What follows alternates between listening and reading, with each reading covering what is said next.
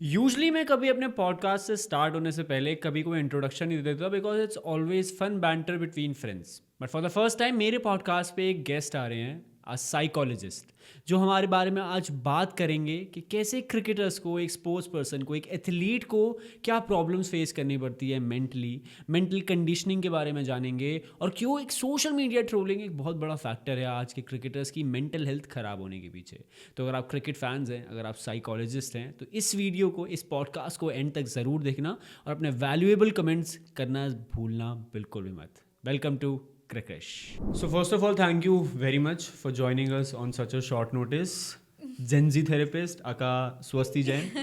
So Swasti, recently हमने देखा है काफ़ी स्पोर्ट्स पर्सन, काफ़ी athletes all of the world, अगर हम इंडियन क्रिकेटर्स की बात करते हैं या फुटबॉलर्स की बात करते हैं, they have recently started showing कि मेंटल हेल्थ एक बहुत बड़ा इशू बन चुका है उनके लिए, बहुत ज़्यादा ओपन हो गया है जो पहले टाइम पे नहीं था। May be it's because of the social media. अब सोशल मीडिया की जैसे हम टॉपिक उठाते हैं तो social media is a big factor जहाँ पे अब बहुत ज़्यादा ट्रोलिंग होती है। डू यू थिंक कि सोशल मीडिया की ट्रोलिंग मेंटल हेल्थ को इतना इम्पैक्ट कर सकती है कि क्रिकेटर रिटायरमेंट ले ले या रिटायरमेंट या डिप्रेशन में चले जाए? So I think as a player वो एक पब्लिक स्क्रूटनी में रहते हैं, they have a lot of pressure and a lot of fear of failure. सबसे ज़्यादा जो उनके अंदर आता है, एक तो परफॉर्मेंस एंजाइटी होती है एंड एक फियर ऑफ फेलियर होता है। अब एक क्रिकेट प्लेयर के साथ दो चीज़ें हैं, एक तो उनका मैच है ही, एंड स्पेसिफिकली अब सोशल मीडिया एक सोशल स्क्रूटनी में आना, दैट उनके हर एक मूव, हर एक मैच, एंड सबसे एक इम्पॉर्टेंट चीज़ दैट उनकी हर परफॉर्मेंस को कंपेयर किया जाता है। So that comparison can lead to internal self doubt. तो वो जो एक सेल्फ डाउट होता है ना, लाइक कंपैरिजन तो है ही, सोशल मीडिया की ट्रोलिंग तो है ही, बट एक आपका जो खुद के साथ सेल्फ डाउट होता है, दैट कैन लीड कि आप you are not good enough, then you lead to social isolation. आप सबसे सेल्फ आइसोलेट कर लेते हो, and that leads to the level कि आपको लगता है that you are not good enough, which can lead to even the retirement. And कोई स्पेसिफिकली आपने जैसे बोला कि क्रिकेट से भी रिटायरमेंट ले तो सकता मतलब है। इनडायरेक्ट वे ऑफ डिप्रेशन हो सकता है एक क्रिकेटर को कि इनडायरेक्ट वे डिप्रेशन नहीं, प्रॉपर डिप्रेशन ही मैं बोलूँगी इसको। डिप्रेशन के भी अलग अलग स्पेसिफिक रीजंस हो सकते हैं। परफॉर्मेंस एंजाइटी हो गया, इंजरी हो गया, then after life of their cricket उनकी पर्सनल लाइफ को भी बहुत ज़्यादा लिया जाता है, लाइक सोशल मीडिया पे भी। सिर्फ क्रिकेट नहीं, उनकी सोशल, लाइक उनकी सोशल पर्सनल लाइफ। लाइफ पे इतने सारे जजमेंट्स होते हैं दैट उनकी पर्सनल डाइवर्सिस से लेके उनकी पर्सनल लाइफ को इतना ज़्यादा स्क्रूटनी में रखा जाता है that they can lead to depression. But कहीं ना कहीं लाइक प्रैक्टिकली हम जनरली एक साइकोलॉजिस्ट से बात करें, तो अब जैसे आप इतने बड़े लेवल पे हो, आप पब्लिक स्क्रूटनी पे हो, क्या एक प्लेयर कर सकता है to overcome these obstacles? Because obviously हम 140 करोड़ इंडियन फैंस या ऑल ओवर द वर्ल्ड के इंडियन फैंस को रोक नहीं सकते कि भाई आप उनके बारे में कुछ बात ना करो। तो एक क्रिकेटर अगर जो एक अभी ग्रास रूट लेवल प्लेयर है या कोई ये पॉडकास्ट देखता है, हाई लेवल क्रिकेटर, वो क्या एक्सरसाइजेस कर सकता है, क्या वो चीज़ें कर सकता है to come out of this? Right. See मैं एक चीज़ बोलूँगी, जितना फिजिकल एक्सरसाइजेस को प्रमोट किया जाता है, आप उतना देखोगे दैट थैंक्स टू लॉकडाउन या फिर पोस्ट लॉकडाउन, और आपने जैसे बोला सोशल मीडिया से अब रिसेंटली थेरेपी के रिलेटेड बात की जा रही है। बट आई थिंक अभी भी एज अ क्रिकेट और एज अ स्पोर्ट्स साइकोलॉजी की मैं अगर बात करूँ तो थेरेपी में उतना थेरेपी को लेकर नहीं बात होती है।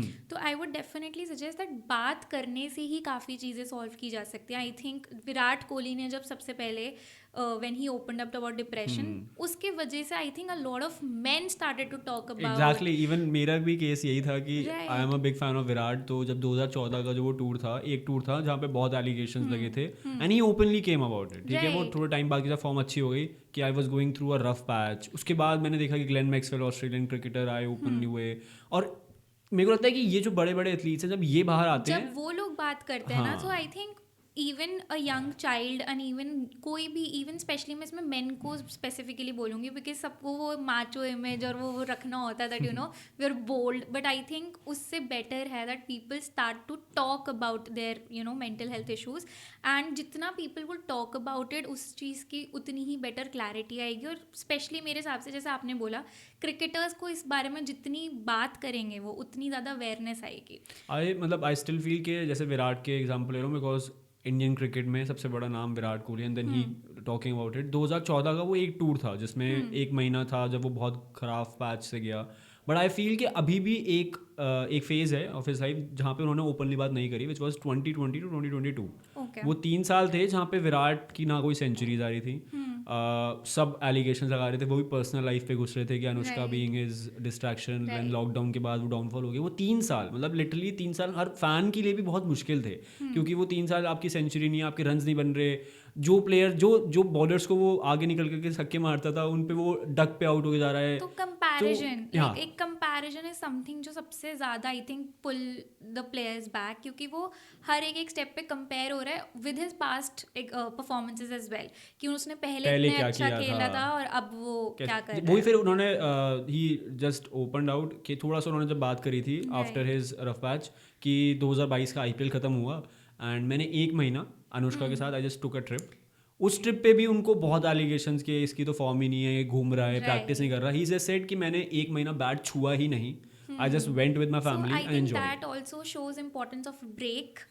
एक बर्नआउट हो जाता है प्लेयर का, mentally physically they leads to exhaustion, burnout हो जाता है। So importance of breaks, but I think because of social media and वो ब्रेक ले भी नहीं पाते हैं। बट वही वाले एग्जांपल, एक और एग्जांपल लूंगा, जैसे अभी लेटली इंडियन क्रिकेट में Ishan Kishan has been a prime example कि मेंटल हेल्थ को इतना भी फोकस नहीं कर रही है इंडियन क्रिकेट टीम की management. Right. So I tell you, Ishan Kishan a very bright cricketer, left hander, top order batter, wicket keeper, good looking batter. अब 2023 का जो स्केड्यूल था it was very tight. January to March it was bilateral series, उसके बाद IPL 2-2.5 महीने का, उसके बाद वर्ल्ड टेस्ट चैंपियनशिप का फाइनल, देन वेस्ट इंडीज में सीरीज, देन उसके बाद Asia Cup, then World Cup, और वर्ल्ड कप के 3 दिन बाद एक ऑस्ट्रेलिया के साथ T20 सीरीज। ओके। हर सीरीज में, हर टूर्नामेंट में Ishan Kishan was the part of the team, but he was not playing the constant matches. वो मैचेस में नहीं खेले थे, वो शायद बेंच Right. में बैठे हुए थे, या जब मौका मिल रहा था तब उन्होंने स्कोर किया। Okay. अब 11 महीने लगातार आप अपनी फैमिली से दूर हो, आप लगातार क्रिकेट खेले जा रहे हो, हमें खुद पता चल रहा That है, leads to even we can burnout. Feel कि बर्नआउट हो रहा है। तो लास्ट दिसंबर में आके ही जस्ट टुक अ ब्रेक, विच अब आप ब्रेक ले रहे हो तो यार आप obviously you will hang out with your friends, you will just try to distract yourself. वो पार्टी करने चले गए दुबई में, उसकी फोटोज वायरल हो गई, मैनेजमेंट थॉट कि भाई ये एक बहाना दे रहे हैं कि पार्टी करनी है। अब 11 महीने हो गए हैं, 1 साल होने वाला है, वो टीम में वापसी नहीं कर पा रहे हैं।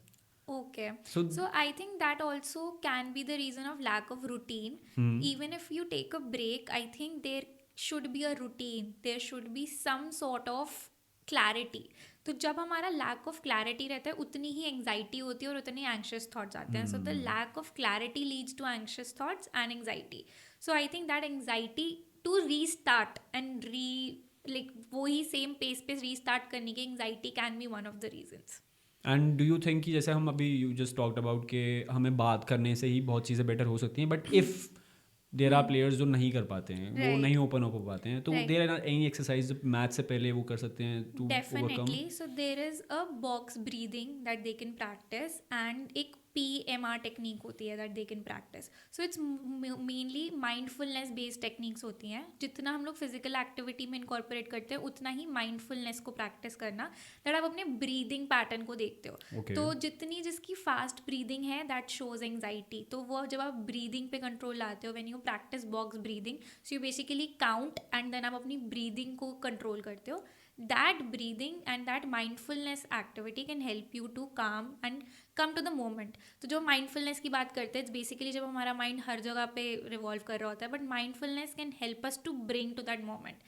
And usually वो fear of failure और वो जो performance anxiety होती है, वो हमारे सारे थॉट्स वहाँ जा रहे होते हैं, but when we practice box breathing या फिर ये जो मैं आपको PMR टेक्निक बता रही हूँ, उससे हमारे थॉट्स एक जगह पे आ सकते हैं, that breathing can help.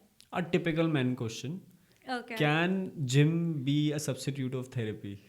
I would say that gym cannot be a substitute for therapy because gym से आपके वो endorphins release हो रहे हैं and आपका मैं कभी भी नहीं बोलूँगी आप physical activity मत करो.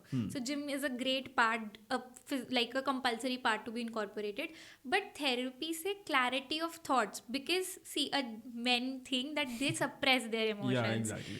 मेन को जितना माचो बनने के लिए बोलते हैं, सो दे सप्रेस देयर इमोशंस, और वो कहीं बात नहीं कर रहे हैं, देर सेइंग वी आर ओके, हम तो भाई बिल्कुल ठीक है. जिम से उनका अलग तरीके का एक वेंट हो रहा है, उनका एक फिजिकल वेंट हो रहा है, which is very very good. But जब हम थेरेपी में एक्चुअल में जानते हैं दैट पैटर्न्स कहाँ से आ रहे हैं, मतलब विच पैटर्न्स आर रिपीटिंग, जैसे अग्रेशन फॉर एग्जाम्पल, उनका जिम से एक सॉर्ट ऑफ अग्रेशन जा रहा है, बट बहुत सारे डिफरेंट वे में उनका, जैसे फॉर एग्जांपल हमने विराट कोहली को भी देखा है मैचेस में अग्रेसिव होते हुए. So therapy can help you to calm yourself. तो वो therapy can help to bring the clarity of thoughts जो जिम से नहीं मतलब फिजिकल आ सकता है बट आपकी क्लैरिटी ऑफ थॉट्स नहीं नहीं आ आएंगी. सकता and a very important part, emotions.